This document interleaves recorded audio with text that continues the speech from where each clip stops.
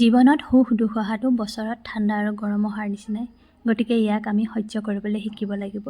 কেতিয়াবা হয়তো দুখ হ'ব আৰু কেতিয়াবা হয়তো সুখ হ'ব। সদায় মানুহৰ জীৱন একে হৈ নাথাকে। কেতিয়াবা হঠাতে আমাৰ জীৱনলৈ কাল অমানিশা আহিব পাৰে আৰু কেতিয়াবা আমাৰ জীৱন বহুত বেছি ওপৰলৈ উঠি যাব পাৰে। সেইকাৰণে কেতিয়াও কাকো একো নক'ব আৰু নিজৰ কামবিলাক ভালদৰে কৰি যাব। বায়ে গোটেই পাৰ্লাৰৰ বস্তু উলিয়াই আকৌ এবাৰ হিচাপ নিকাচ কৰি আছে। তাই চাগে ছেটিছফেকশ্যন নহ'ল, দাম বেছি পালে নেকি, সেইকাৰণে উলিয়াই মেলি আকৌ হিচাপ কৰি আছে। তাৰপিছত আমাৰ ৰাস্তাটো দেখিছে নহয়, এতিয়ালৈকে বনাই শেষেই হোৱা নাই।